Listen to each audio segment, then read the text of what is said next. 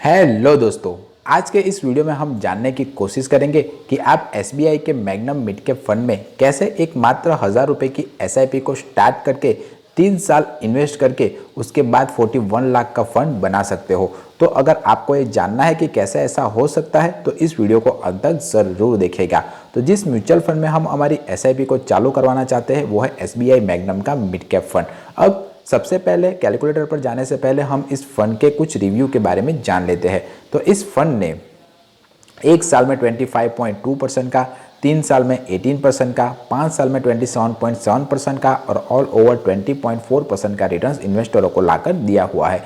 ये past returns है, इसकी कोई गारंटी नहीं है कि आने वाले सालों में भी ये म्यूचुअल फंड ऐसा रिटर्न्स लाकर देगा। मार्केट अच्छा रहा तो ये म्यूचुअल फंड आपको उससे भी ज़्यादा अच्छे रिटर्न्स लाकर दे सकता है, पर अगर मार्केट में डाउनफॉल आया तो ये म्यूचुअल फंड आपको नेगेटिव रिटर्न्स भी लाकर दे सकता है। तो ये एक रिस्की म्यूचुअल फंड है, तो इन्वेस्टमेंट करने से पहले 100 बार सोचिएगा। इसकी कुछ बेसिक डिटेल्स के बारे में जाने तो इसकी NAV 254 रुपीज़ है। NAV यानी कि नेट एसेट वैल्यू, जिसकी वैल्यू हर दिन चेंज होती रहती है। मान लीजिए कि आपने किसी म्यूचुअल फंड में 1000 रुपीज़ निवेश किए, तो 1000 डिवाइडेड बाय अगर आप NAV करोगे तो जो भी अमाउंट आपको मिलेंगे उतने के यूनिट्स आपको अलॉट होंगे। मार्केट अच्छा रहा तो आपको कम यूनिट अलॉट होंगे और मार्केट बुरा रहा तो आपको ज़्यादा यूनिट अलॉट होंगे। इसमें आप मात्र 500 रुपीज़ की SIP के साथ चालू कर सकते हो या तो फिर लमसम अमाउंट 5000 के साथ स्टार्ट कर सकते हो। 22,338 करोड़ रुपीस लोगों ने इसमें लगाए हुए हैं।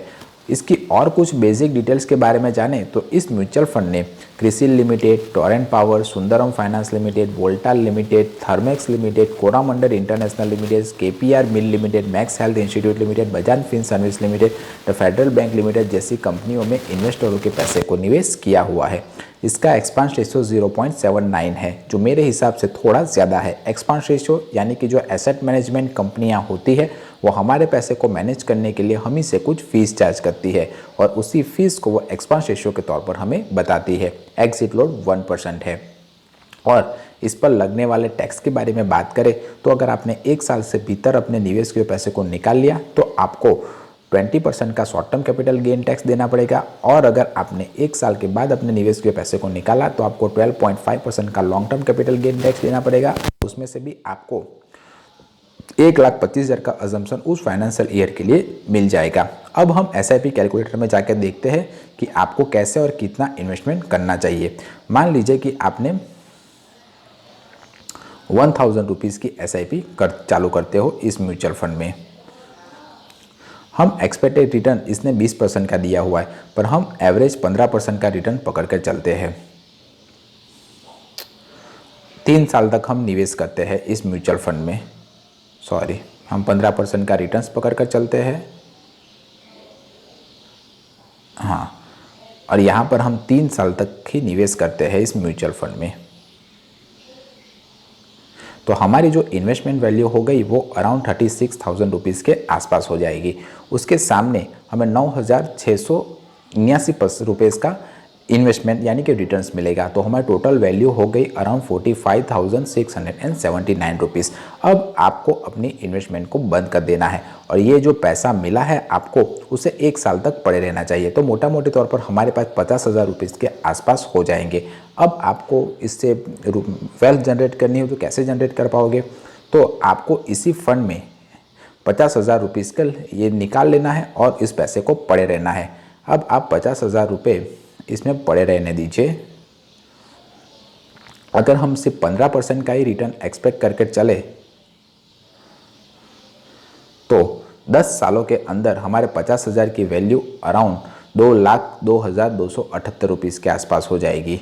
20 साल तक अगर हम हमारे पैसे को टच नहीं करते तो हमारे 50,000 की वैल्यू अराउंड 1,18,327 रुपये के आसपास हो जाएगी। और अगर हम 40 सालों तक 30 सालों तक अगर हमारे पैसे को टच नहीं करते हैं तो हमारे 50,000 की वैल्यू अराउंड 33,10,589 रुपीज़ हो जाएगी।